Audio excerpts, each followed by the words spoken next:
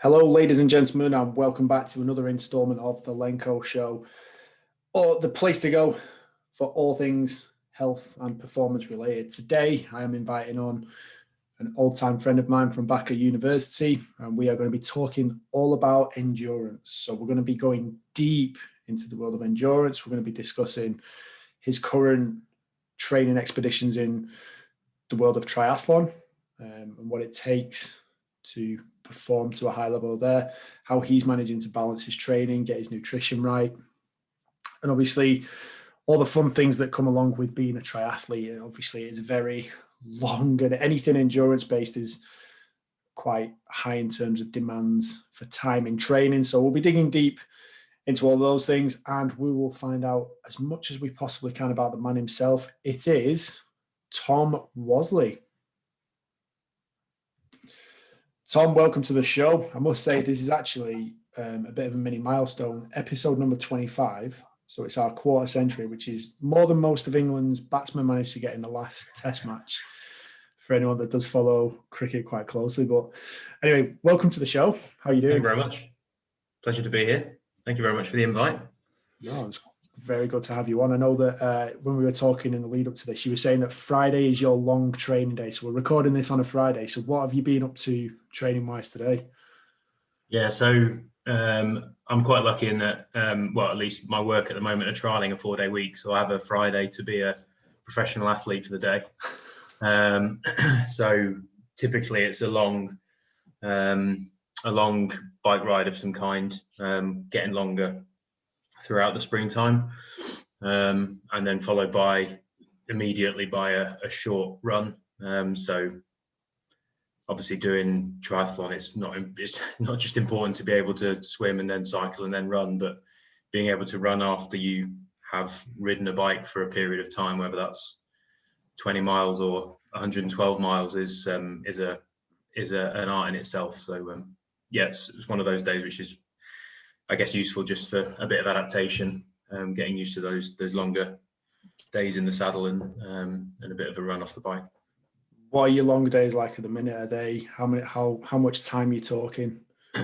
So today was 4 hours on the bike and then 2 miles run off, which is the longest one I've had to do so far this year. In fact, I've only ever done one. It's the second longest training session I've ever done. In terms of time, I guess, outside of races and that sort of thing. So, yeah, I mean, it was it was good. I'm doing a lot because the race that I'm doing in July, so I'm signed up to do my first full Ironman in July in Switzerland, which is obviously renowned for being flat. So as you might imagine, so I'm having to get kind of more practice, particularly in my longer rides, up and down hills and stuff. It's I guess a different style of riding, and obviously a lot of I guess the way that you pace yourself changes depending on the terrain. So hills is something I've always tried to avoid as a heavier athlete, I guess. I was going to say, but I mean, if you want a little crumb of comfort, I suppose what goes up must come down, right? So if you get up the mountain, like the next bit, can you kind of just sit there and relax a bit on the way down? Or I mean, I guess if you watch the professionals, no. For me, yes, certainly, because I need some time to recover. But I guess the real challenge is that you're never going to be able to make up for the time it takes to go uphill by going quickly downhill, because descents are not always straight, flat and simple.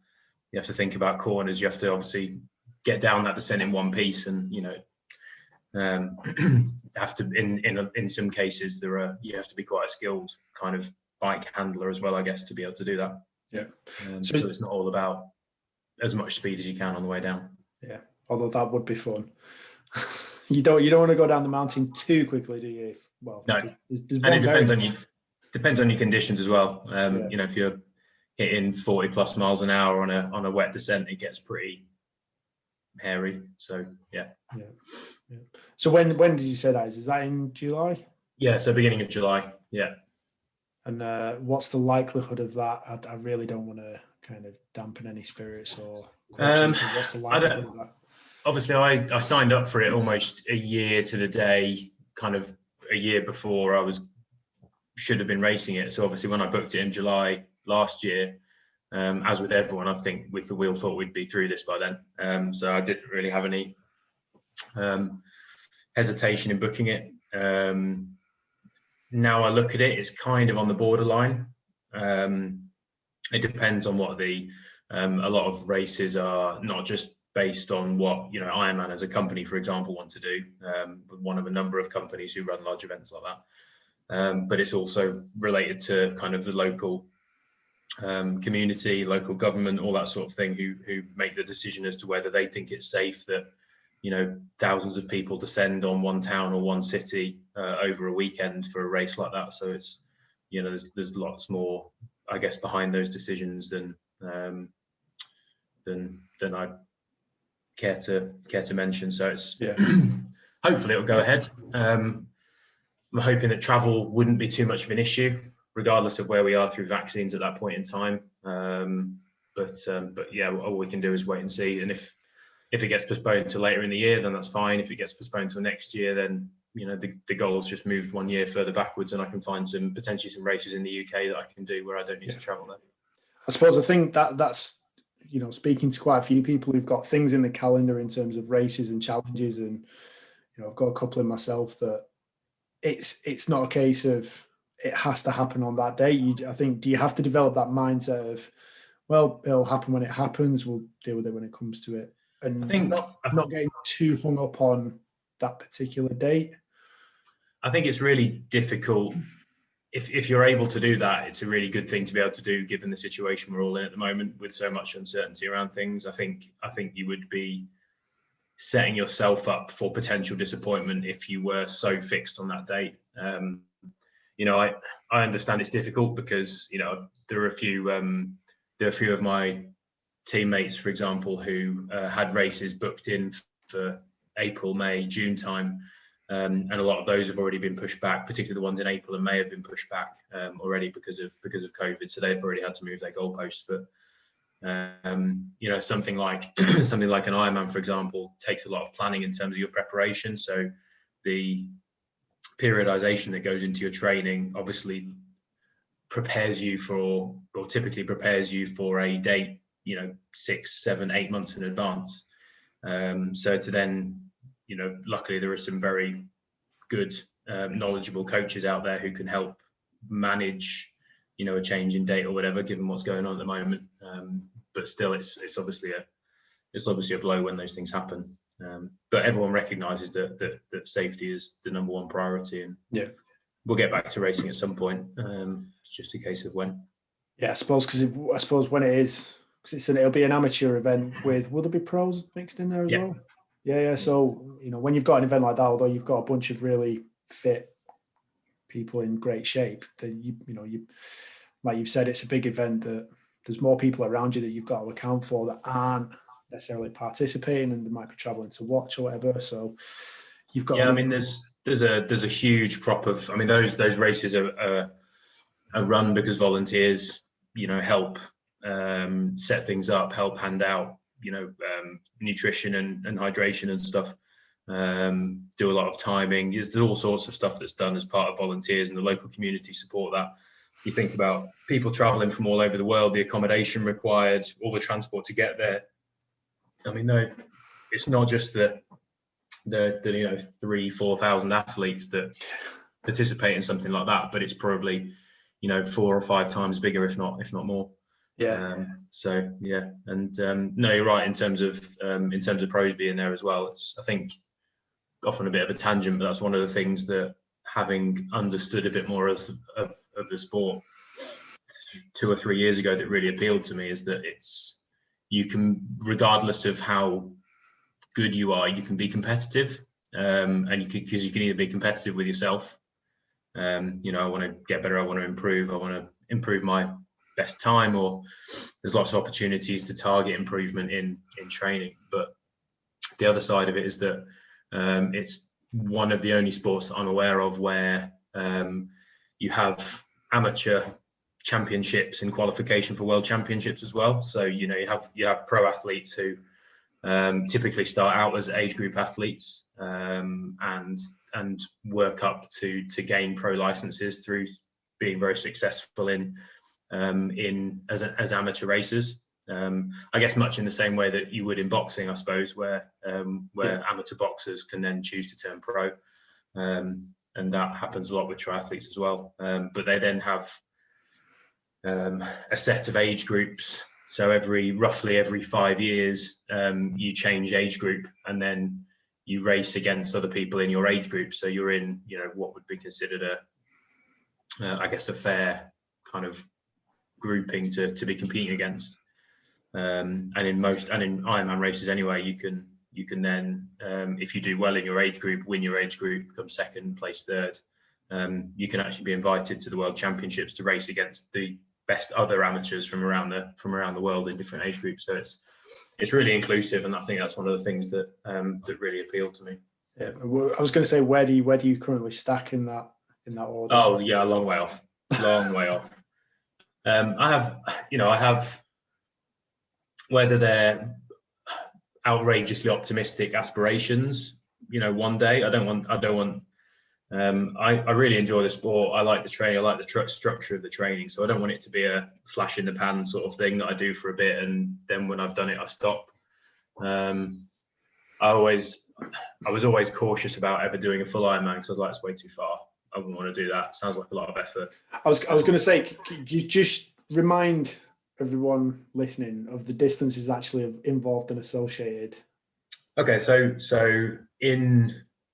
there are typically, he says, hoping there'll be no backlash for this, 4 distances of triathlon. There's sprint distance, which is, if it's an open water swim, it's about 750 meters, and then a 20-ish mile bike and a 5K run. You've then got Olympic distance, which is 1,500 meter swim, 40K bike, and 10K run. And then half Ironman is 1.9K swim, 56 mile bike. I'm mixing metric and imperial, I just realized, but 90K bike. And then we'll forgive you. And then a half marathon. And then an Ironman is 3.8K swim, 180K bike, so 112 miles, and then a marathon. And then believe it or not, there are multiples of Ironman as well. So for people who don't, an Ironman isn't painful enough, they can do multiples of. So there are some ultra distance triathlon races. My coach, for example, is doing one or was due to do one in September this year, but I think he's now doing September next year, which is a 5 times distance or something like that. So you basically do 5 times the swim distance, then 5 times the bike distance, then 5 times the run distance, which is long. I can't calculate it, but it's a long way. And they do events where you do one a day for 10 days, or there's all sorts of ridiculous stuff going on. There's a guy whose nickname is the Iron Cowboy, yes. guy in the US who did 50 Ironmans in 50 states in 50 days. Yeah. I think towards the end of March, he's gearing up to do 100 in 100 days. He's training to do that at the moment. I remember seeing, I think there was a documentary about him. There's a Netflix documentary, and he's released a book as well. But yeah, it's nuts. I remember, so I watched the documentary. I remember it being mentioned, and then I did watch the documentary, and I remember he got a load of stick for, there was one particular event he was doing. Yes, I think he wanted to take the load off his legs from running, so I think he did his marathons on a cross trainer for a couple of days. But I think the other reason for that as well was there was a storm that had blown in. Yeah. So he was doing stuff on the turbo and on his turbo trainer, indoor trainer, and cross trainer. And then, but I mean, you can't take away from the like crazy achievement of doing that, particularly with the logistics of 50 states as well.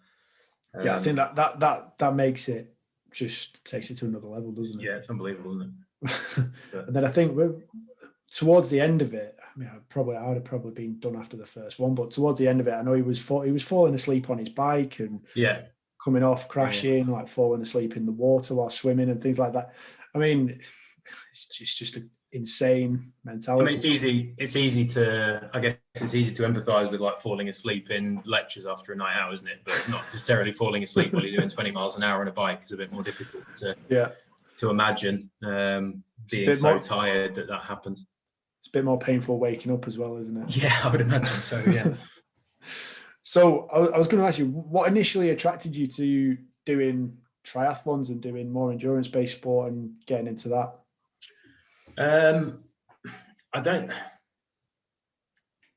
My answer is quite strange. So obviously my background, and obviously the reason I know your good self is through American football. So as you're aware, and a lot of other people are aware, I used to be a lot bigger than I am now. And I guess I spent a period of time, probably from 2010 to 2016, dropping a load of weight, so probably about 100 pounds or so. And a lot of that was through regular gym training, strength training. You know, I used to do a little bit of like walking for cardio, I guess. So I was more of a weightlifter and probably more bodybuilding focused than I was strength, I suppose, in a way.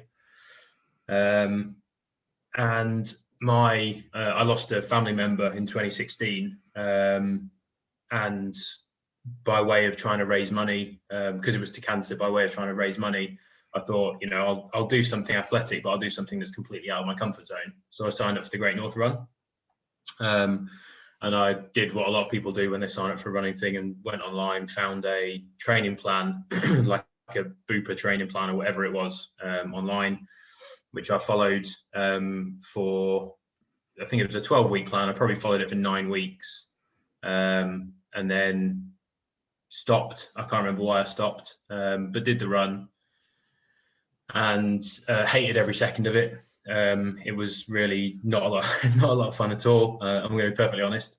The Great North Run is probably like 11 miles of gentle uphill, and then you get to mile 11 or 12, and then there's this sharp hill where you basically lose everything you've gained. So you get no gentle downhill, which is nice to run down. I'm not selling it very well, but I think it was probably the condition I was in, and it was my first one, and I missed out. I wanted to do sub 2 hours, and I missed out by 4 minutes. But what was going through my head as I was running it is I really enjoyed the structure of the training, much in the same way that when I was going to the gym and lifting weights and stuff, I enjoyed planning my routine every week, and I like sticking to it. And someone obviously likes routine and likes being able to manage and being able to monitor progress as well. So, triathlon's a great sport for me because the amount of gadgets you can use and data you can get to have a look at your performance and your improvements is substantial. So when I was running it, I kind of reflected on it and realized that I'd enjoyed the training, but didn't enjoy the distance of race. So I figured, what could I do that probably had a similar structure to training, but wasn't quite the same amount of running. So I thought about triathlons, and I looked at kind of sprint distance triathlons being like a 5K run at the end. And so I think I did the Great North Run in 2016, and then I did maybe 3 sprint triathlons in 2017, and that was all kind of self-coached. I think I just, again, found a plan online. There's loads of plans you can find online for that sort of thing, which kind of gets you into it. I remember going swimming at the Loughborough swimming pool, feeling like I was going to drown off to 200 meters. It was by far the most difficult of the sports to get into, because it was the one I'd swum, and I learned to swim when I was younger. Learning to swimming on holiday, swimming in a swimming pool somewhere is very different to lane swimming and swimming for the purpose of swimming distance or swimming speed or or whatever it is. And I remember like feeling like I was going to drown after about 250 meters, wondering how I was ever going to get to the point where I could do 400 for a sprint triathlon, never mind thinking further past that. So yeah, I guess it kind of just grew from there. One of the biggest things that I did that probably got me to where I am now is joined a triathlon club. It was something that I was quite, because I guess having taken up a new sport when I was 26, 27, I guess, I was more nervous than I should have been to meet people who've been doing it for a while, and had no reason to be nervous at all. I think a lot of other people coming into the sport for the first time are concerned about, what people will think of them, or, how accommodating people will be. I would say that for anyone doing triathlon for the first time, finding a local club, obviously hopefully when COVID dies down, where you can go and do run sessions, we had a weekly swimming session, which substantially improved my swimming. Makes a huge difference because there's a bit of a community around it. There's people you can ask questions. And it was through that club that I then, I guess, probably about 9 to 10 months after I took up triathlon, that I met my now coach. So much in the same way that, you get paid by clients to PT. I pay my coach to write my training program, to give me feedback. He's a guy that's obviously got a lot of experience, multiple Ironman finisher, all that sort of stuff. So yeah, it's really useful, and it's kind of gone from there to a majority of people in that club were doing longer distance triathlons. So I was like, oh, I'll give it a go. I'll use the same charity excuse, I guess. So I'll do another thing for charity, push myself out of my comfort zone. So I did a half Ironman, and then it's kind of grown from there. And I was like, well, I've done a half, I might as well do a full one now. I don't want to bow out before I've done that. So yeah, that's kind of how it went. And then what comes after you've done the full one? Because inevitably there's always more, isn't there? Yeah, so I've thought about this, because I think I'd like to do, well, it depends on my reaction to doing a full one. I'm not interested in doing anything longer than that. But I like the idea of trying to become more competitive in my age group. So I'm someone that did my first half Ironman almost 3 years ago. I did the same race a year later and got a PB by an hour. So knocked like 15 or 16% off my time or something like that. And I'm doing the same race this year. So it'll be interesting to see, my next target is to go under 5 hours for a half Ironman. But to really be competitive, you're talking like between 4 and 4.5 hours. So there's a lot of progress to make. But I think if I enjoy doing the Ironman, I'll maybe think about trying to focus on one distance, so either half or full. And yeah. I don't know where that will go yet, but options are open though, aren't they? Options are open. That's the thing, and it's one of those things that, because of the age group structure, that I can, if I'm interested in it, I can keep doing it for years. And the older you get, there's still an age group there where you can try and be competitive. Yeah. So yeah, it's good.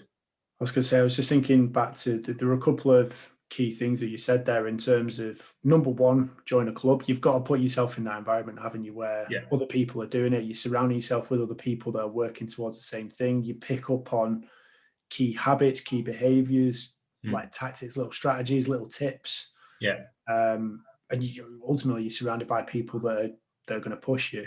And then the additional thing to that as well is get yourself a coach. Get a coach, because I mean, for me myself, like, I know I do a lot of program writing and a lot of coaching and session planning, and can pretty much plan and program for anything. If you look at the principles of training, it's easy to do.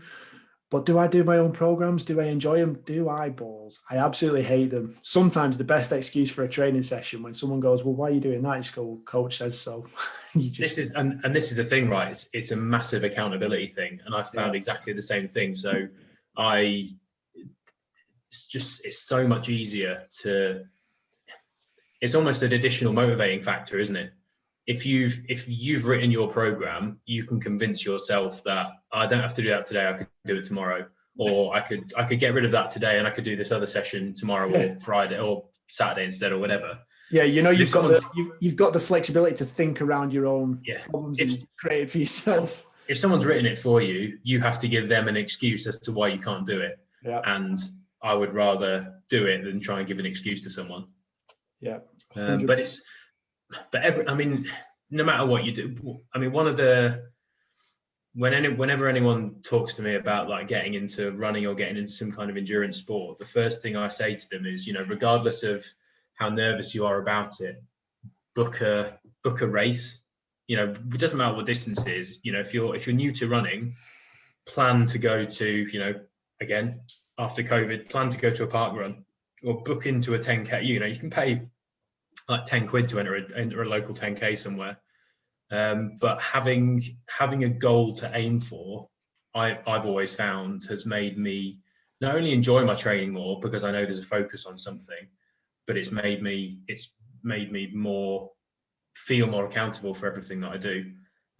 So it's always the first thing I say to anyone is you know, if you want to get into it, doesn't matter what you do, book a race, and by doing that, you're given a time, and it then gives you a target if you want to keep improving to beat. Or I guess it kind of depends how competitive you are, doesn't it? I think absolutely. So it's fair to say I'm a competitive person. What do you think is the difference in terms of the mentality that it takes to go and do those kind of longer distance sports? Because obviously the training is very different, the time demands are different, then the actual event itself is very long, it's hard, it's, you know, it's not easy to necessarily stick to a task, or not everybody has the ability to do that. So what's kind of your thought process around that? I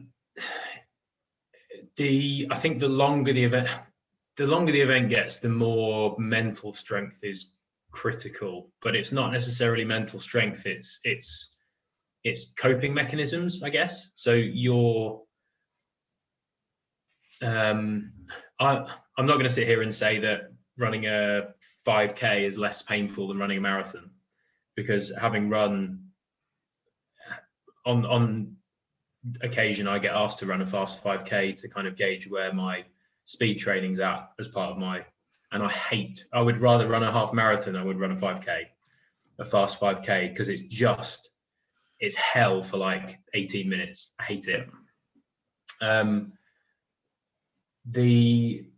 think it's coping mechanisms, and it's understanding your own body, and there's an element of having to understand, you know, when, I guess the biggest thing is when you need to drink, when you need to eat, and you should never get to the point where you're having to force yourself to do either of those two, because you're basically already screwed.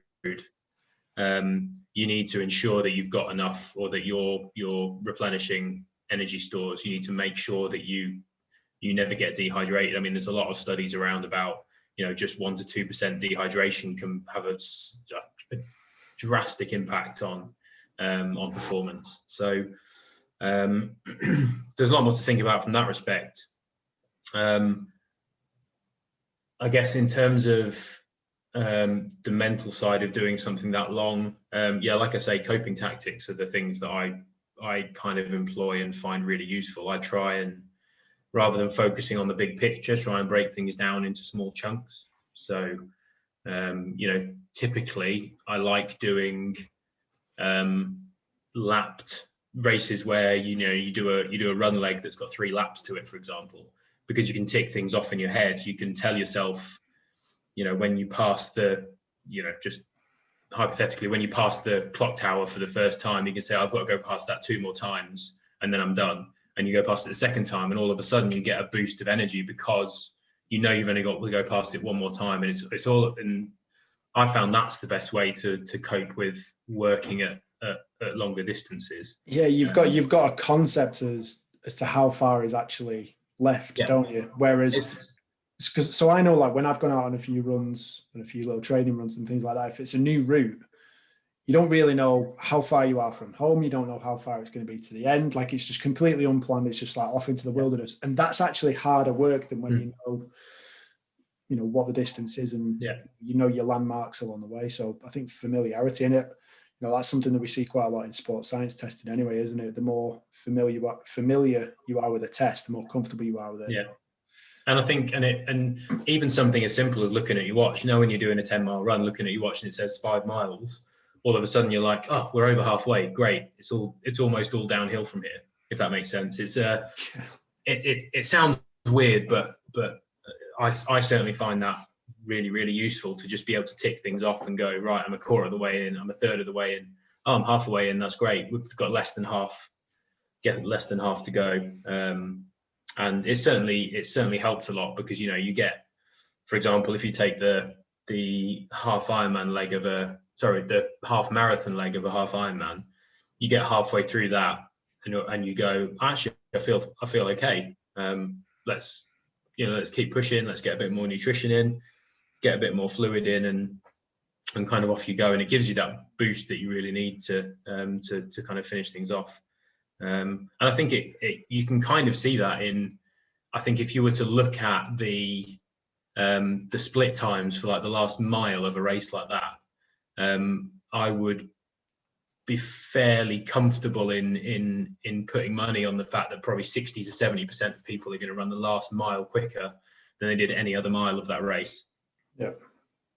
Just because it's we're almost there, empty the tank sort of mentality. Yeah. Yeah, I think it fits quite nicely with Tim Noakes' central governing theory, where your brain is the primary determinant of go faster, speed up, slow down, stop, whatever it's going to be. Yeah.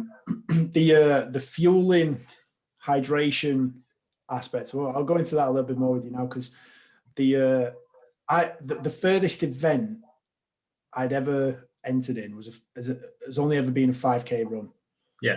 Like a park run. I've never done a 10K, never done a half marathon, never done a marathon. And then all of a sudden, an ultra, right? Yeah, it is. Yeah.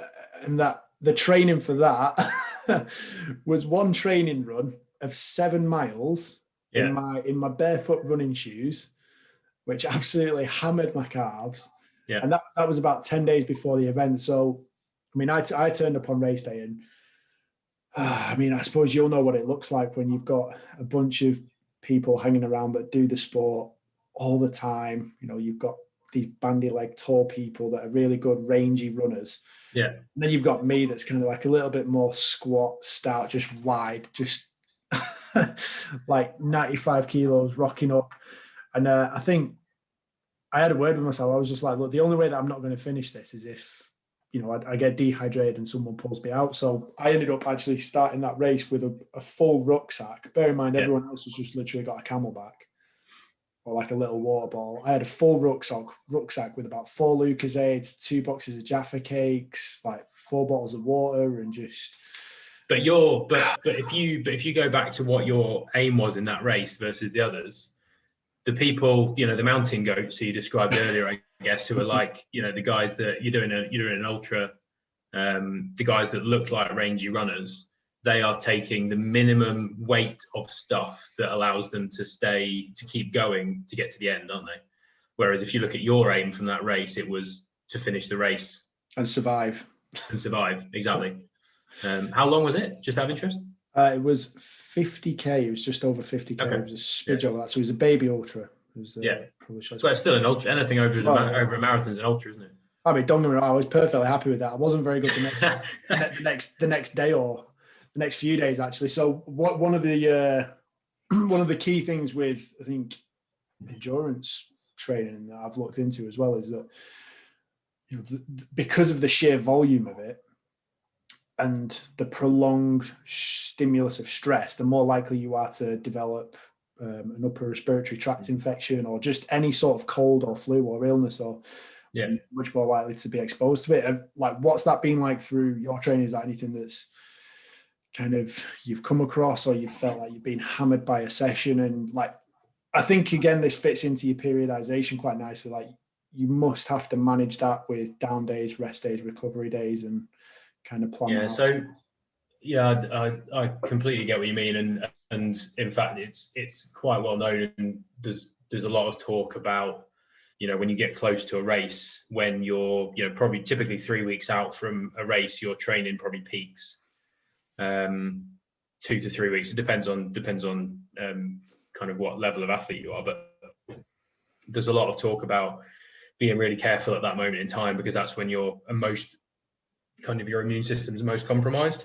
Yep. And you'll see a lot of people who are exceptionally race fit in the 2 weeks up to the race, avoiding contact with people, a bit like COVID before COVID, where they would try and minimize contact with people so they wouldn't pick up bugs and stuff, because they were much more likely to do so. And it works the same with injury as well. I think, you're in such I guess fine-tuned shape, and when I say you, I mean not me, but pros when they do it, are in much more fine-tuned shape just before a race, that it's a lot easier to pick up a niggle that then obviously has an impact on their race. Personally, I think it kind of goes with the territory in the sport that you'll get niggles every so often. I'm, what do I weigh at the moment? About 90 kilos. And obviously which means that something like running, for example, puts a lot of impact through my body, through my knees, which are pretty gammy as it is. I was going to say, for an ultra eventer or a triathlete, that's still quite a, I know myself, like, it's a good amount of weight to be carrying around, isn't it?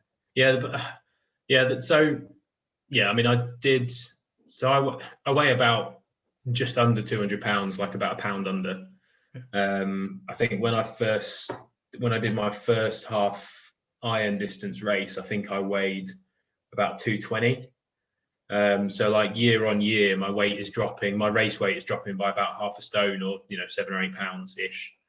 But being quite tall as well, so being 6'3", it's difficult-ish to get, and coming from a position where, I've been bigger, I've been stronger, I guess it's difficult for me to know how to navigate the route to dropping weight, I guess. But maintaining, ideally you want to maintain your leg strength, you want to maintain strength in shoulders and back for swimming. So it's about getting a balance.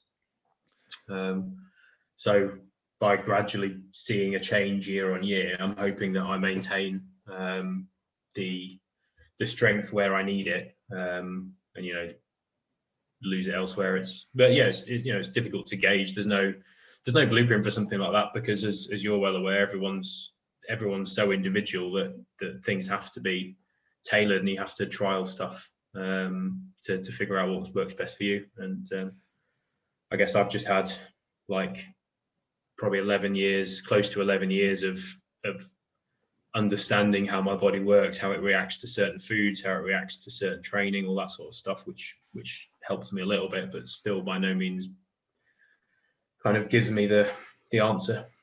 Yeah. I was going to say, do you think that foundation of strength and, previous training history is a massive help in keeping you fit, keeping you healthy, keeping you away from injury? And I think so. I think given the background, I learned quite a lot about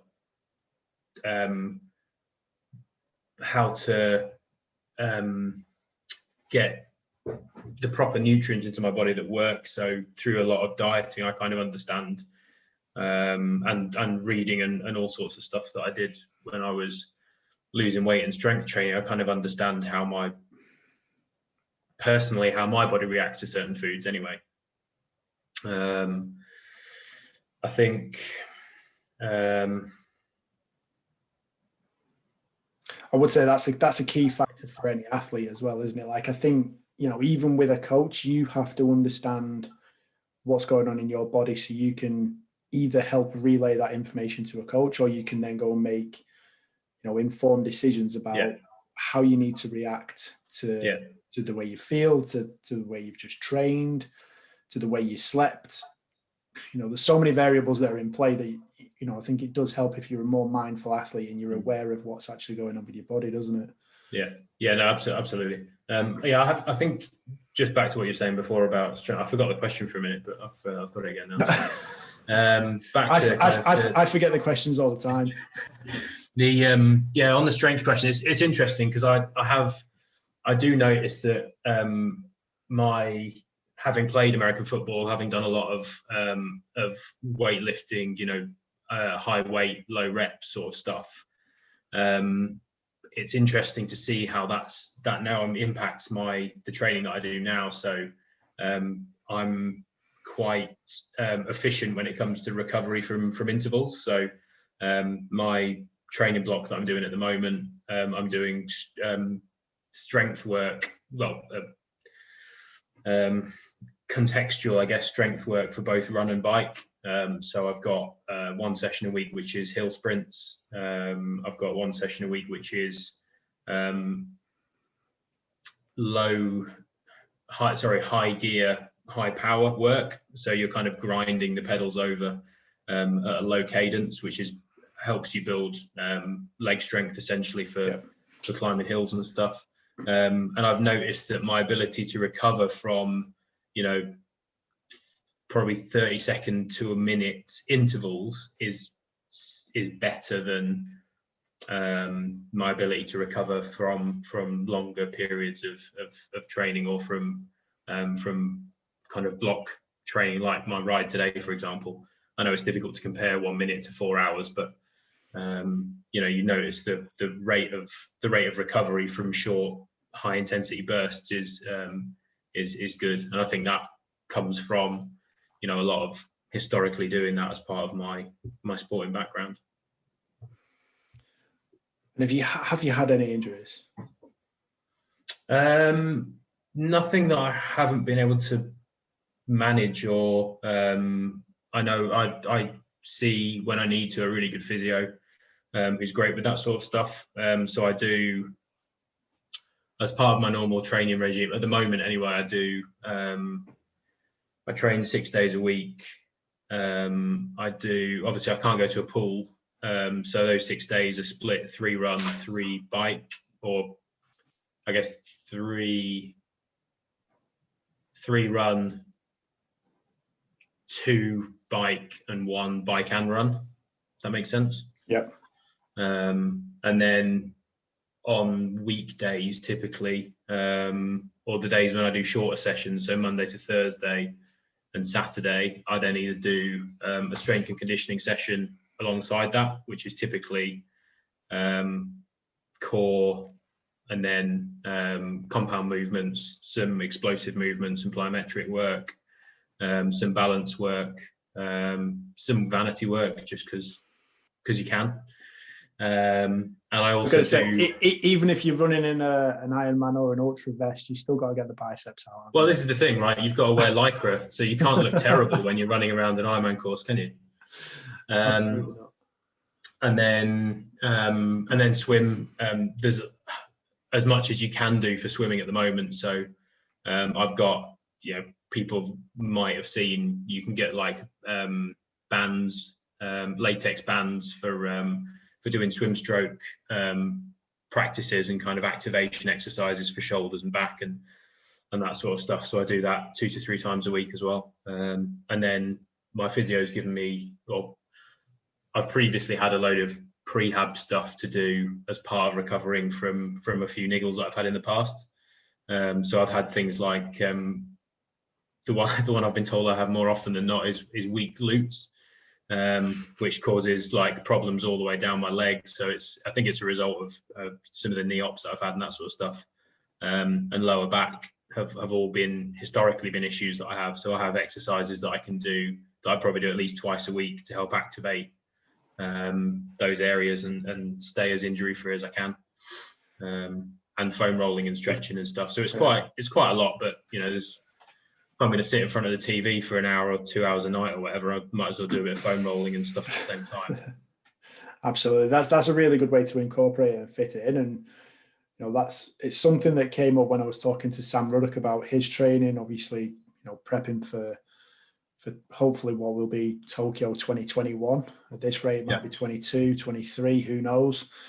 But but you've got to go and do those little bits of remedial work. Otherwise, you're digging yourself a massive hole that is going to be borderline impossible to climb out of.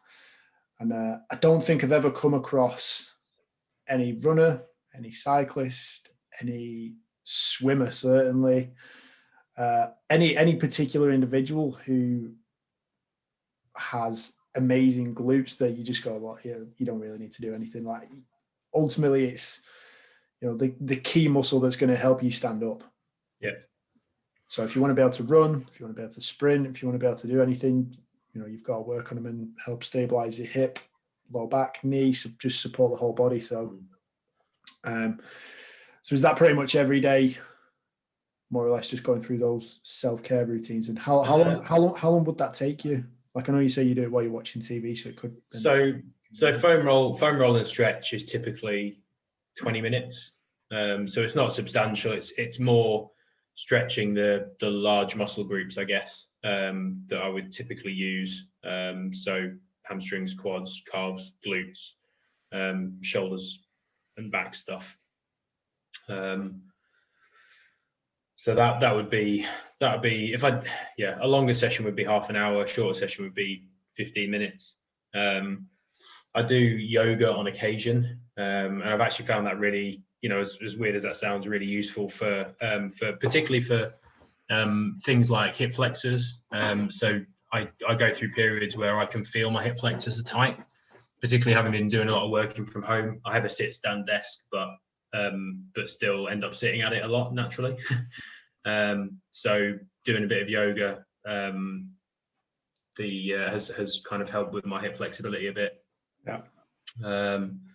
So how did you find yoga as an experience?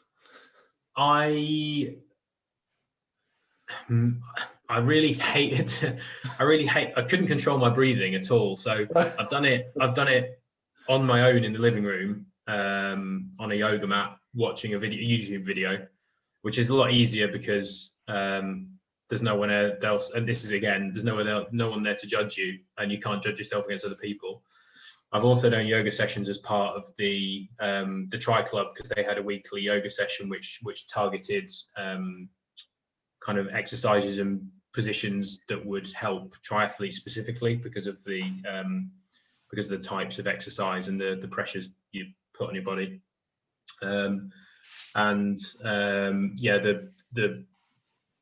The ability to listen to when you should be breathing without breathing, but then needing to follow the breathing pattern, I found very, very, very difficult. So I was probably pretty terrible at it, but it helps with flexibility. I think also the when you do get used to the cycle of breathing, it does help to relax you a little bit, regardless of whether the stretching hurts or whatever it is. So I think it is beneficial both from a from a stretching perspective, but also from the ability to control your breathing, which obviously when you're doing an endurance event, being able to control breathing and stuff is also pretty critical. You look at swimming as a great example of that. If you breathe at the wrong time, you swallow a load of water, don't you? So it quickly becomes drowning, doesn't it? It does very quickly, yeah. I think because I have played around and done quite a bit of yoga myself, and found it very humbling, like going into a class with 70-year-old women, super stretchy people, and you're like trying to hold the warrior pose, and I'm literally stood there on vibration mode, shaking like a shitting dog, yeah, sweat pouring down me, and then she's just like so serene and graceful, and very humbling. I think they found it rather amusing. Yeah, I know that feeling. Like amazing benefits to it, and again, going into the breathing aspect, I know my clients will be well and truly sick and tired of hearing me talking about breathing, but it's probably our most fundamental function that we have as a human being. And when it comes to performance training, relaxation, managing stress, even if it's good enough for the special forces to teach it and introduce it, then I think it's one of those things that kind of can filter down from high performance world into day-to-day living. And but it's important, even like if yoga aside, it's important just in a normal stretching routine. Being able to breathe in and out calmly will actually help you stretch. I've found helps me stretch more deeply than being kind of uptight and kind of tense about stretching. So certainly it's a tool to be used rather than something to be ignored. Yeah, it's a really, really, I think, quite a simple way to actually hack into your nervous system and control the way you feel, isn't it? Like, I don't know if are you too familiar with Wim Hof and some of the weird stuff that he does, the Iceman? No. You should. We'll take that on as your next challenge. You can go and run an ultra in your underpants on Mount Everest or something like that. No. So he's got like with his breathing technique, they got him to do it, and then they injected him with some, I think it was E. coli, and they were checking to see if he displayed any symptoms or anything like. Absolutely nothing. But everybody else who they'd ever done it on started getting nauseous, vomiting, like getting the chills, changing body temperature. He was absolutely fine, but he also taught that to other people to do it as well. And I think some of the fascinating stuff that's coming out of what he does is now science is actually backing up that we can actually hack into the autonomic nervous system, which previously was thought to be absolutely impossible. So breathing, man, just breathe. Just important. Breathe. Yeah, absolutely. So when it comes to your training and balancing that out, how are you working out with your nutrition? I know that's a very, very broad, sweeping question. So break that down in whichever way you like. Yeah. So I guess in terms of volume, for starters, from the perspective of macros, I don't track macros specifically. I try and hit a protein target, which is like a gram or about 1.2 to 1.3 grams per kilo as a minimum. And it's heavy carbs because obviously there's a lot of kind of endurance training, but it's about, it's balanced with a focus on carbs because of the type of training. But in terms of volumes, it varies day to day, depending on what training I do. So today, for example, I'll eat a lot more because I've burnt probably the best part of 3,500 calories or something like that doing what I did this morning. So obviously I'll eat more, and I'll also so last night I would have eaten slightly more carbohydrates through the day just to ensure that I'm topped up for this morning's session. Whether that works or not, I don't know, but it works for me.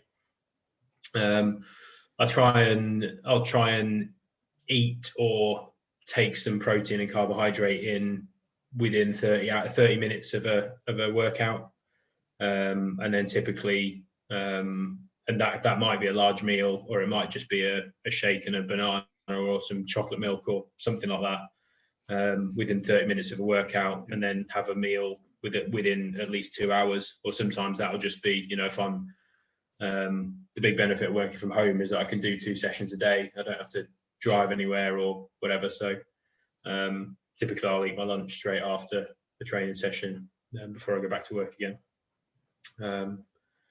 So yeah, it varies substantially depending on what the session is.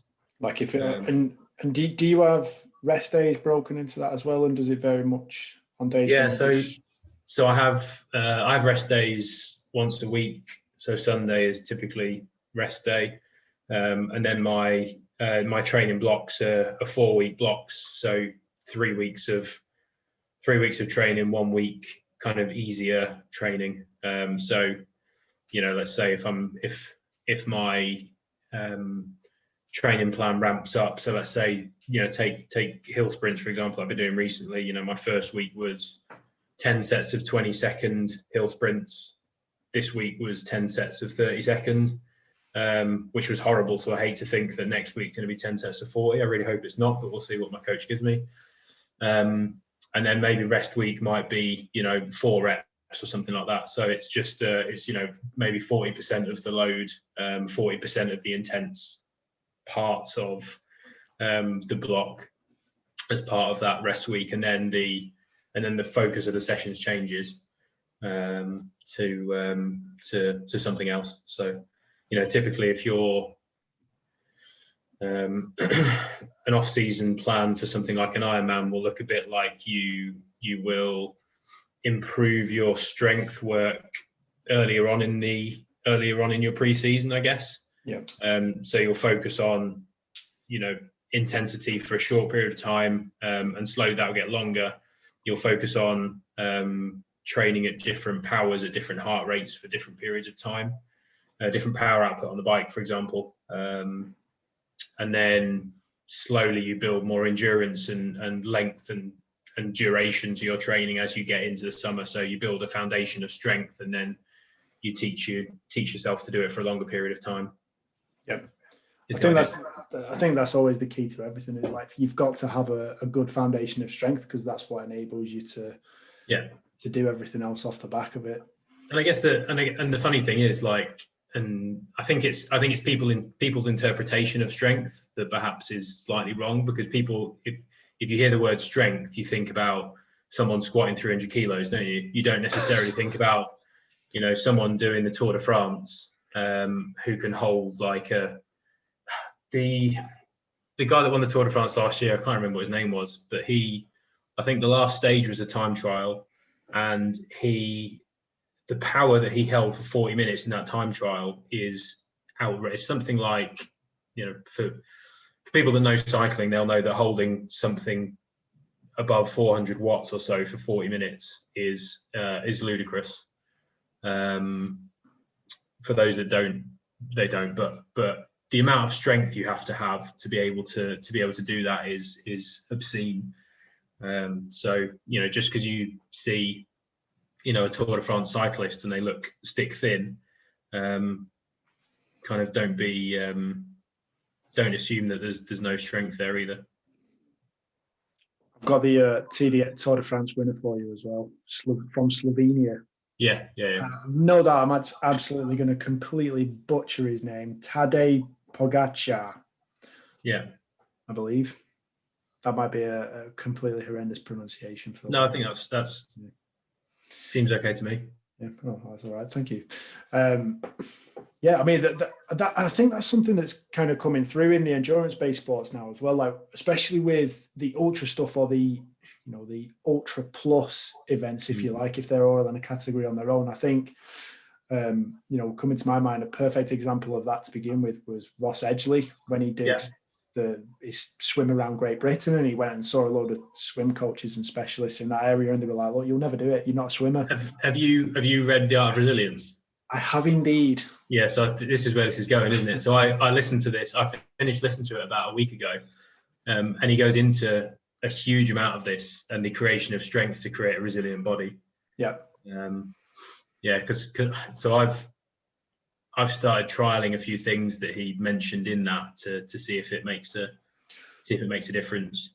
Interested. Do you want to lay any hints in there? What is it you're trialing? I know it's things like plyometric stuff, kind of at the beginning of a workout, early in a workout for activation. Unfortunately, because of where we are with COVID at the moment, I don't have the ability to do a lot of high weight stuff. So I'm kind of limited. I've got my own little gym set up at home, but it's like I can put like a maximum of like 60 kilos on a bar or something like that. Yeah. Which makes it difficult. But trying to follow some of the regime that he uses as part of that. The other thing that I do that my coach doesn't necessarily do for me is planning he plans all my run, swim and bike workouts, but I fit my strength and conditioning workouts in around that. So one of the things that I'm trying to figure out is when to plan those, because obviously what you don't want to do is a very heavy leg session the day before you have to do a 4-hour bike ride. So I'm not stupid enough to do that, but I'm trying to figure out the best time to fit those in so that it doesn't as greatly impact other training sessions. Yeah, so I think I can't remember where I read it. I can't remember where I saw it. But something that I apply to my own training is that if you do your endurance work in the morning, that has less of an effect on any strength work that you would then do. Like, let's say there was a gap of at least 4 hours, that would have less of an effect on any strength work that you do in the afternoon. You can activate your mTOR pathways and then build, your muscle mass and go to sleep, recover. Then the next day you can repeat that process again. So, if you do your endurance-based work in the morning and then your strength work later on in the afternoon, that tends to work quite well. But I think it's interesting, the general concept of strength training, especially for things like this, like strength training doesn't have to be, one of those sessions where you're in the gym for an hour and, you go and completely, you just go and hit yourself with everything. It could be something as simple as, it could even be a warm-up routine, or you could even just go in, you could hit a really heavy set of 3 deadlifts or back squats or front squats or whatever it is that's going to result in the right loading and the right movement patterns for the day, and then you get out. Like you don't have to go through all the vanity aspects and the bodybuilding bits and all the accessory stuff, because that can just burn a lot of time. So it doesn't have to be, I don't think it has to be anywhere near as time consuming as. No, my strength workouts never exceed 40 minutes. Typically they're half an hour. And it's because strength isn't the ultimate goal. Yeah. The ultimate goal is to develop to develop resilience, I guess, through having a stronger body. But I'm not trying to be the strongest person I can be, strongest individual I can be. Yeah. No, I think that's a really, really good way to put that.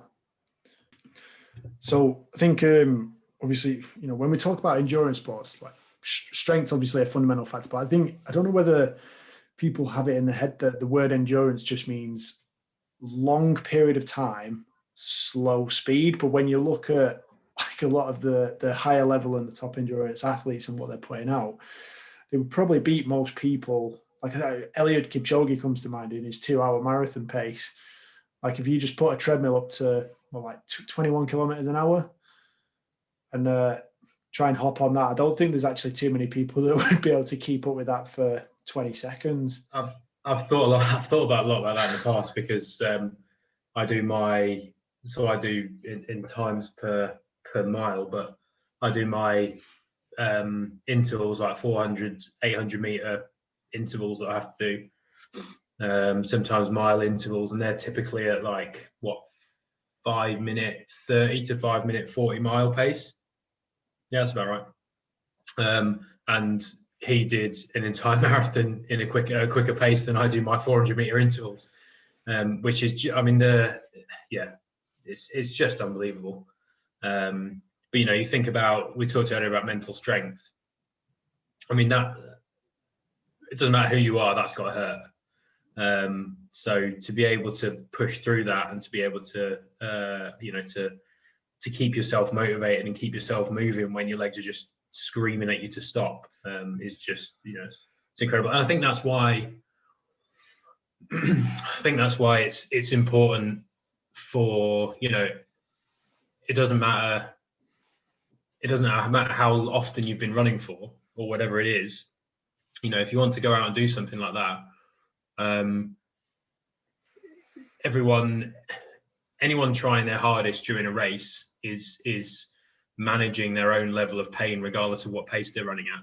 And I think that's what I really like about endurance sports, is that you can, everyone can challenge can challenge themselves, because you only truly know how difficult things are for yourself.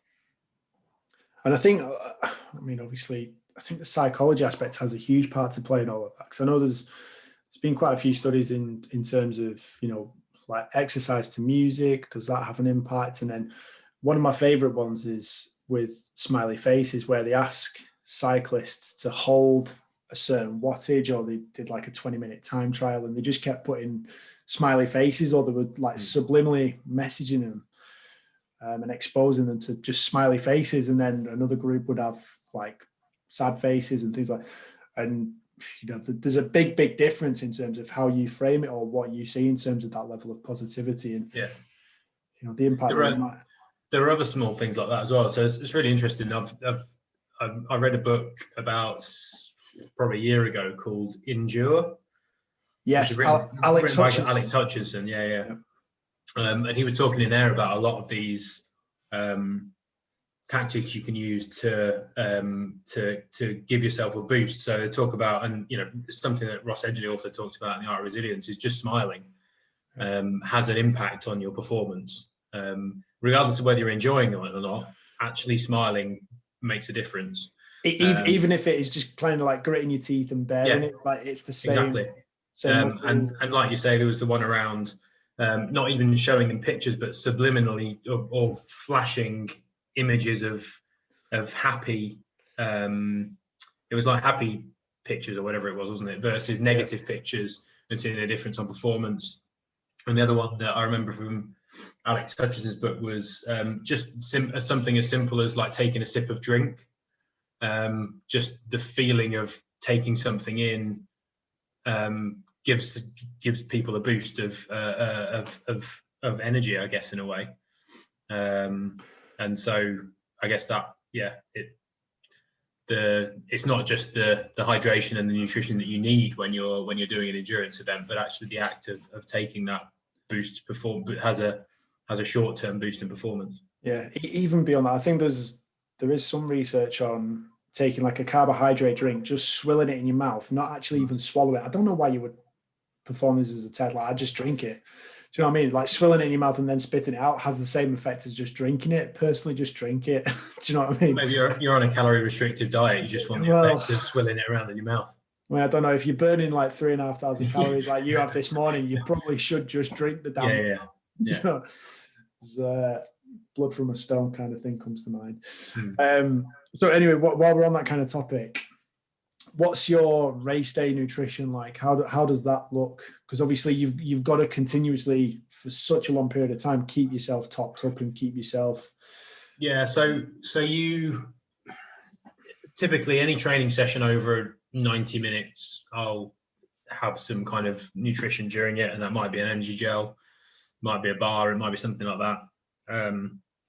There's a lot of research showing that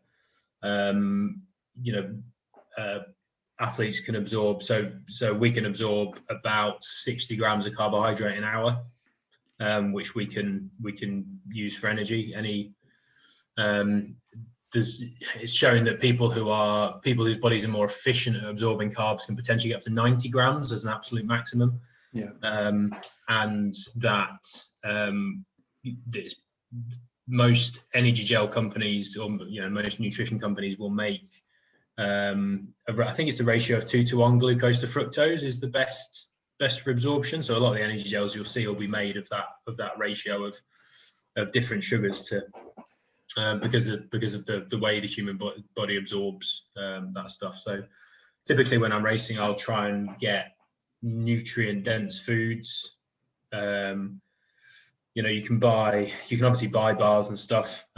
Most of the races I've done so far, I've made my own. So you can just use like oats, dates, nuts, peanut butter, that sort of thing, to kind of, it's almost like an uncooked flapjack sort of thing. Dense. But incredibly dense, and calorie dense as well. Because I guess the biggest thing is you want the nutrients and you want the density of calories, but you don't necessarily want the volume, because you don't want it rattling around in your stomach.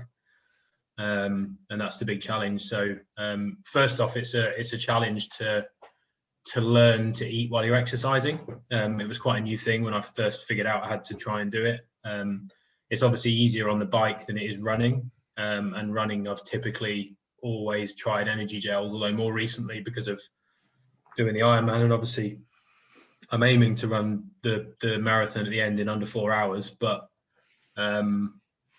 even for those 4 hours, if I just hammer energy gels, I'm going to end up needing the toilet pretty rapid at some point during that marathon, I would imagine. So trying to get solid foods on is really important. So I've been practicing eating solid food while running, which is more challenging than it sounds. But in terms of race day, I'll typically try and probably eat 3 times an hour, so every 20 minutes. I have a timer set on my bike computer that basically shouts at me to eat every 20 minutes. So whether that's a gel or a, gels typically have 25 to 28 grams of carbs in, or the energy balls. Obviously, I make the kind of flapjack mix into like just smaller than golf ball sizes, so they're 1 bite or 2 bites.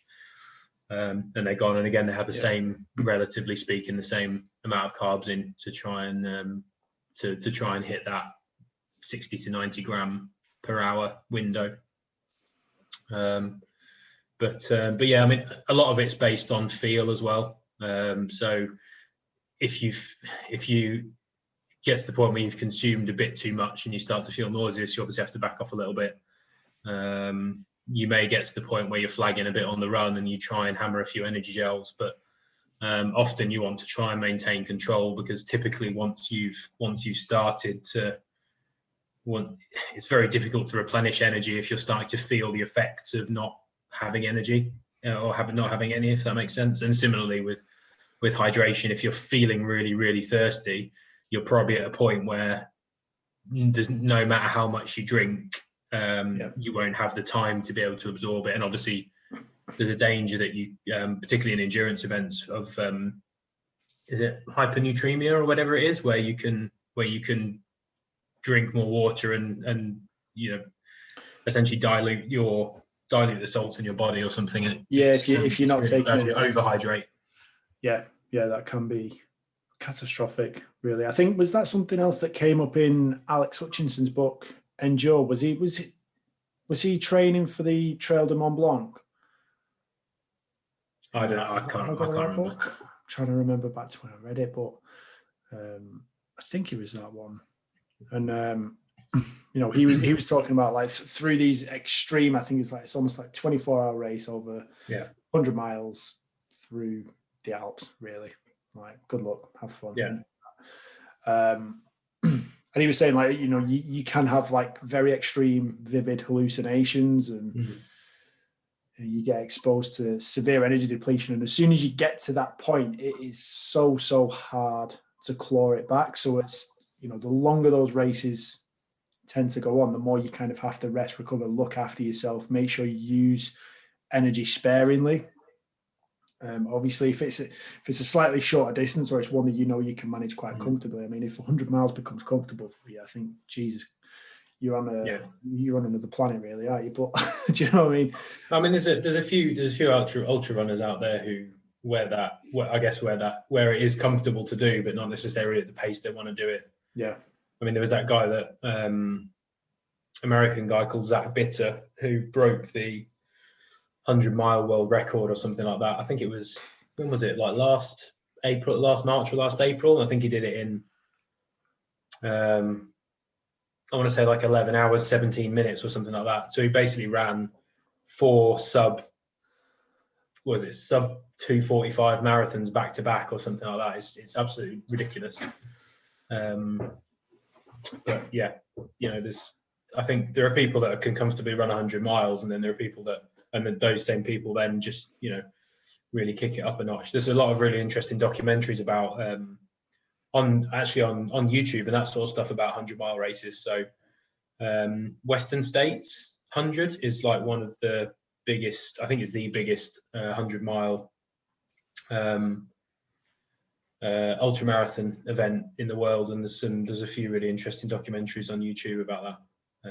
And there's another author as well. One second, I've got his book on there. What's his name? Hang on.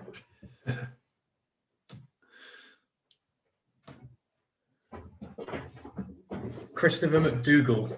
He wrote a book called Born to Run, which is one of my favourite things that I've read in the last couple of years. And that again talks a bit about there's like tribes of people from, I think it's Copper Canyons in Mexico, who are just exceptional ultra runners and broke onto the ultra running scene in like the 1980s or something like that. And we're running in like sandals made from old car tires. And it's insane. That's got me thinking, wasn't there was a TV show a while ago where I'm sure they took like something to do, I can't remember what they called it, whether it's like world's fittest athletes or something like that. And they took them around the world to these different kind of cultures, different events where they'd have to do wrestling and fighting and ultra marathons and stuff like that. And I think they took them to go and do one where it was essentially kicking a ball around a mountain for something like 76 miles. That's the same tribe. Yeah. So, because this is something else as well, when it, in terms of completing those kind of distances, read a book called Exercise by Daniel Lieberman, and he was talking about, he was studying, like human evolution coming from an anthropological aspect. And I think he took a treadmill to these African tribes, and they were like, what's this? And they struggled to actually walk on it. Like they couldn't get the concept of it. And then when he had to explain the idea of, because they were doing these ultra kind of events, just not knowing anything. Yeah. And he was like, so when you do your running, how do you train for it? And they were like, what do you mean train for it? Like the entire concept of training had to be explained. And I think they kind of laughed when he was saying, people in the Western world will pay money every month to go to a box to do some stuff to then go off. And it was like literally just the very way that they were living was conducive to them being able to run around mountains all day long. And well, it's because there's a culture in Africa, I think that's still in existence, but they do persistence hunting, don't they? Where they the way that they catch food is that they continue to chase an animal for days on end until the animal dies of thirst and hunger and exhaustion. And the reason that these individuals are so incredibly kind of fit and good runners and stuff is because they spend 5 days in a row over kind of hundreds of miles chasing animals, so that the animal essentially dies, and that's their mechanism of hunting. Could you imagine if we had to do that for food now? Chase the nearest Tesco's down the road. Actually, I did have to do this a few weeks back. We bought something from Deliveroo, and he turned up, dropped it off at the front door, and he just went. And I was like, I've not even checked the food yet, so I've got my head buried in the bag of food, and I'm like, right, okay, there's something missing. So I went back to the front door. Didn't even have time to put my shoes on, so I just ran straight out, chase after him off down the road, banging on his car, banging on his window. I think I scared the living daylights out of him, but there it was. He was just sat on the passenger seat. Well, that's Western persistence hunting then. That's the day. You've just invented Western persistence hunting. Nailed it. So in terms of obviously treadmills being weird in cultures and just doing what is available day to day, what gadgets, tools, training equipment are you using in a minute? So I have a watch, pretty old now, but probably need a new one at some point. It allows me to monitor. So essentially, I'll train differently for the 3 different sports, and I'll use a couple of metrics that will allow me to train. So I do testing probably every 3 months, and testing will be it'll be a variety of things, but it could be like for speed basis, it could be a 5K.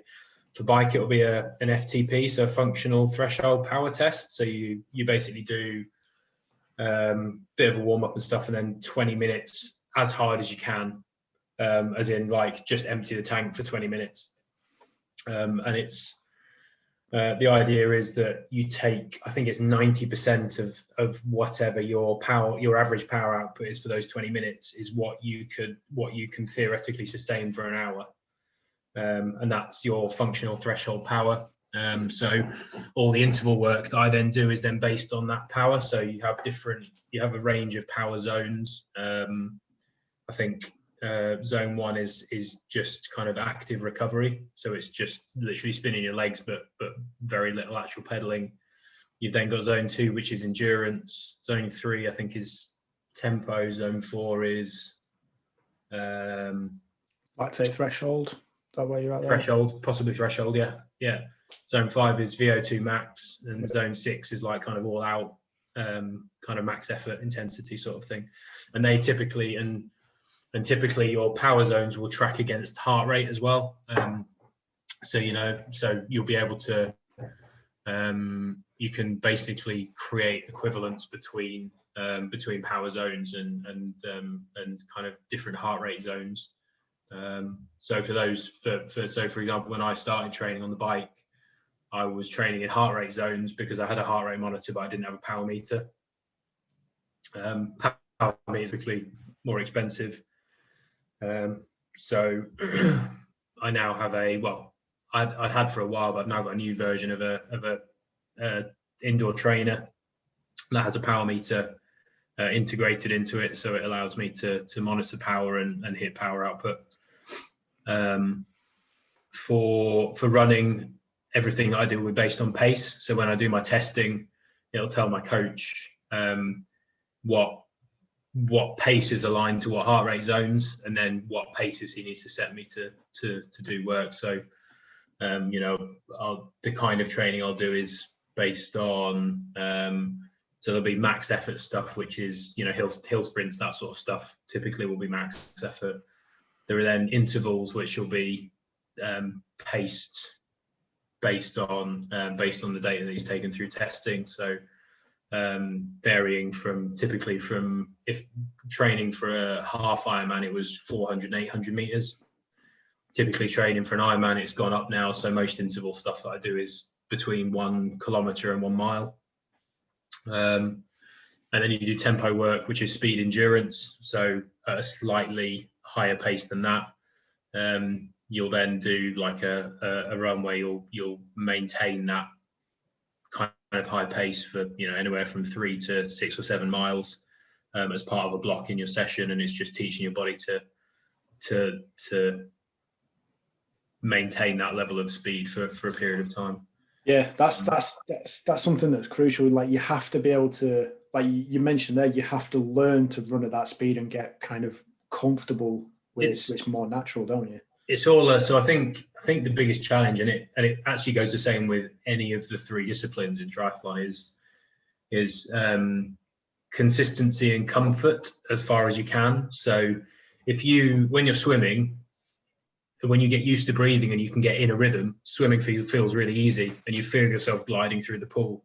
Similarly, it's difficult to imagine it when you compare spirited swimming to running, but if you're able to find a running speed and a cadence and a technique which feels really comfortable when you run, so when you run it feels easy, then that's where you want to be. And you want to be able to, although running at a higher pace is not going to feel easy, you want to be as comfortable as you can at that pace. And it's all about technique. It's all about stride length. There's an interesting concept which is completely true of there's something called the Ironman shuffle, apparently, which is basically you've got to run a marathon and having just cycled 112 miles. So obviously you're not going to see, unless they're pro, and even the pros, like if you would compare their Ironman marathon stride length with some of their their tempo work or whatever, you're going to see a big difference in stride length. But people typically increase their cadence and reduce their stride length in an Ironman marathon because you're trying to keep yourself above your legs. You don't want to fall over, and you've not got the energy to be running substantial stride lengths. Yeah. Yeah, so you fit more steps in within that set distance, don't you? And then swimming's a more interesting one because there are very few bits of kit that can give you real-time feedback when you're swimming. So you can now get pool safe headphones and stuff that you can I think you can listen to metrics in. A friend of mine who went to Loughborough has developed a wearable which sits at the back of your neck and allows you to analyze a lot more data than you ever have been able to swim before. So he's started a company called Incus Performance, and that's being used by quite a lot of pros now. So it's being endorsed by the Brownlees and all sorts. So that's really interesting. But swimming is typically the most challenging to get real-time feedback. So swimming is typically the one that's done on feel. You'll have a pace that you want to stick to, which will typically be, a time per 100 meters. It might be 1 minute 30 or 1 minute 40 per 100 meters or whatever. But the result of your session will typically depend how you feel on the day and whether the pace that you're trying to swim feels fast or slow or whatever. I was going to say, I was just thinking about how that could work. Like if you did have like some sort of GPS tracker or chip that could give you like post-session feedback in detail, but in terms of getting the live feedback, like do you reckon there could be, I mean, there might even be someone working on it, but kind of like some sort of virtual reality goggles that you can wear and buy that. They already exist. You can get head-up display goggles. So like I say, there are exceptionally expensive mechanisms by which you can get real-time feedback. But yeah, as I say, it's more particularly in the price. I mean, it's great having all these gadgets, but they are exceptionally expensive. And that's the the real challenge. I mean, that's the. I was going to say it's more. A lot of it. More just a shame for me because that's another business idea down the pan. It's another possible venture lost. Oh well. Yeah.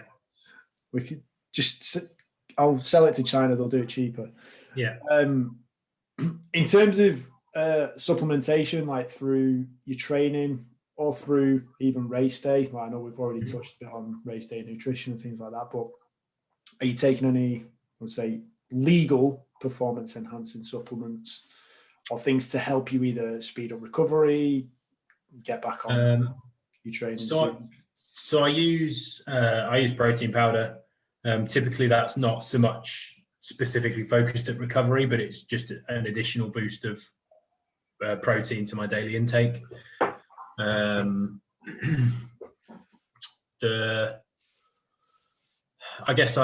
Things like salt tablets and hydration, electrolyte drinks and stuff.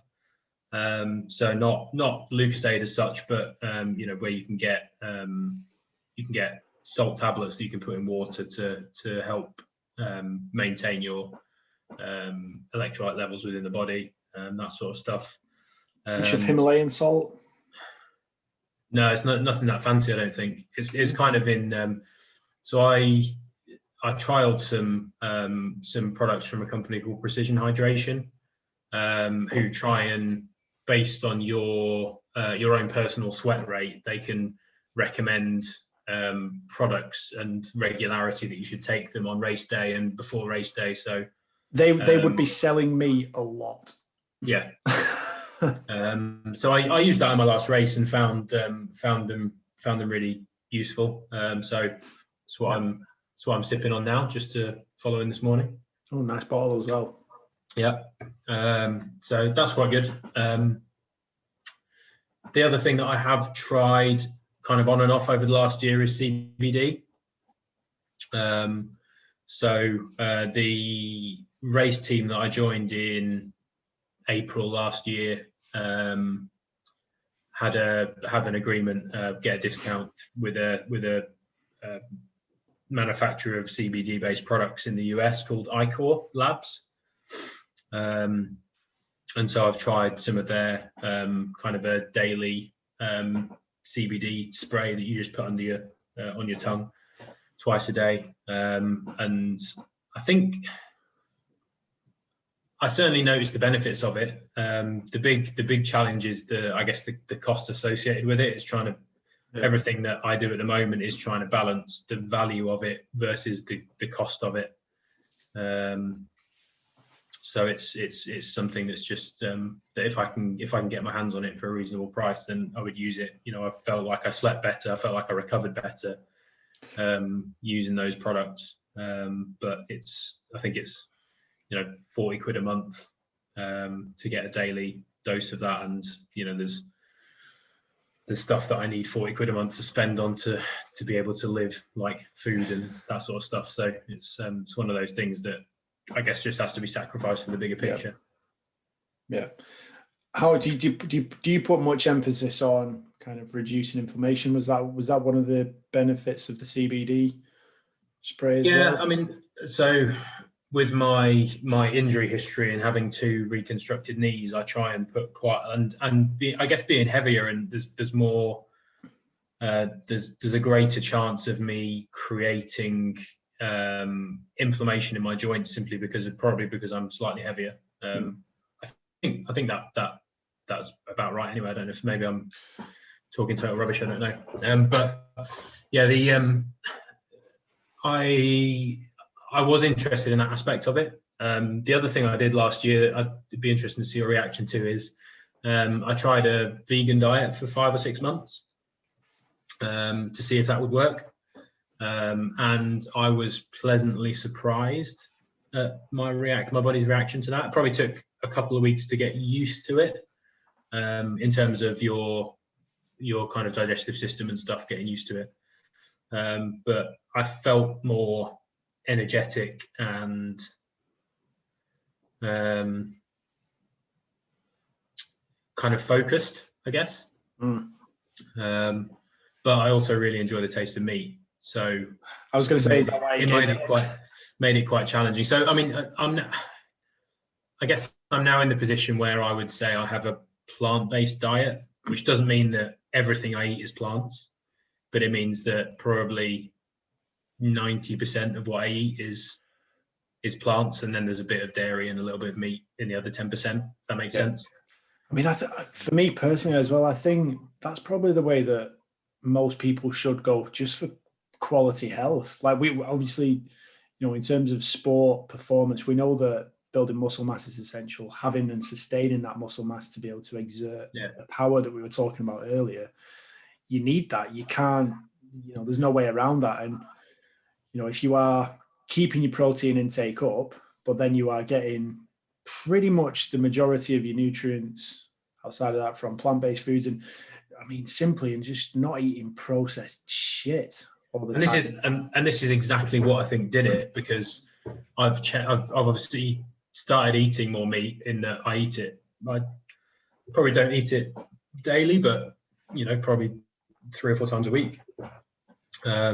But I get a lot of kind of protein from lentils and tofu and that sort of stuff on occasion. And beans, I eat way more beans than I ever have in the past, and that sort of stuff.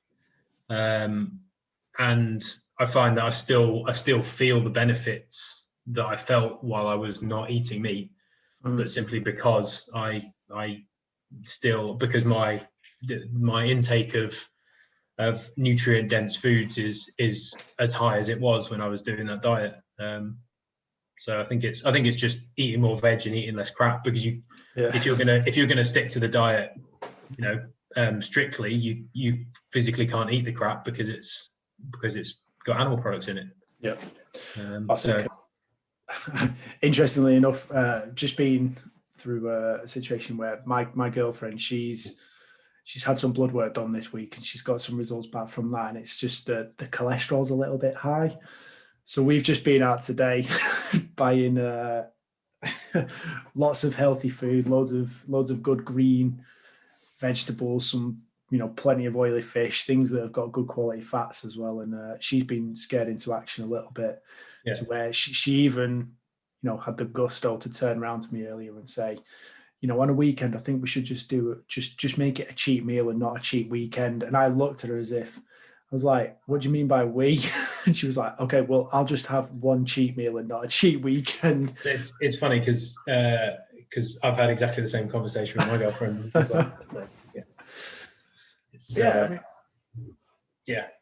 Just principles of good health. I mean, the human body is like an incredible tool, incredible machine, if you treat it the right way. I think one thing that's really important though is to consider that healthy food doesn't have to be not tasty.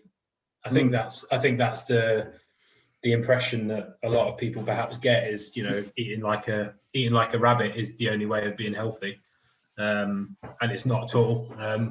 In fact, it was, even though I don't do it anymore, doing that 5 months of kind of having a vegan diet, if that taught me one thing, it's that it's don't try and replace meat on your plate if you don't have meat on your plate. You can create flavor without the use of meat, and it's just about seasoning stuff properly. Yeah. And I think you can create some really tasty stuff that is really, really good for you. Doesn't have to be all plain chicken and broccoli, does it? No, exactly. No, chicken, rice and broccoli. the old classic, or chicken and a rice cake. Oh my God, fish and a rice cake, wasn't it? Fish and a rice cake. Yeah. In fairness, he's done well. So for anyone that's not familiar with what we're talking about there, just Google fish and a rice cake, and I'm sure it'll pop up on YouTube somewhere. One of the final things I did want to ask you was, obviously, given your history and your background playing American football, and then obviously now transitioning into what is, an independent sport or an individual sport. Like, what's the difference in the mindset from going from team sport to individual? I think you have to be selfish in a way, because obviously you have to be selfish in a way because you're in charge of your own performance. You're in charge of your own ability to train and to fulfill the training program that you have. I think one of the, I loved my time doing team sports. One of the things I like about doing an individual sport is not having reliance on other people. So I'm accountable for my own development as an athlete, if that makes sense. The decisions I make only impact me, they don't impact anyone else. In terms of performance, I think it's a really interesting question, because although it's an individual performance, you can still get massive benefits from being part of a team, and that's just through the community. So I talked about the club that I originally joined, so the Leicester Triathlon Club back in 2017. And again, it was that community, talking to people, seeing the kind of things that people were doing, getting to know my coach through that team, doing group sessions and that sort of stuff, kind of helped me get into the sport and gain a level of confidence in the sport. The team that I joined, so I'm still a member of that club, but I joined another team back in April last year, called Riot Racing Club, which is based in Barrow, so it's not far away from Loughborough, Leicester, where I live.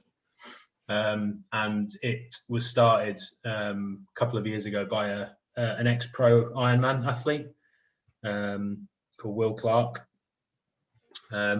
And he's gone from being a kind of representing Great Britain at the Olympics at various age groups, and competing at kind of at the highest level as an Ironman athlete, to now coaching age group athletes. So 2 years ago, coached the women's age group world champion, so the fastest amateur athlete on the planet.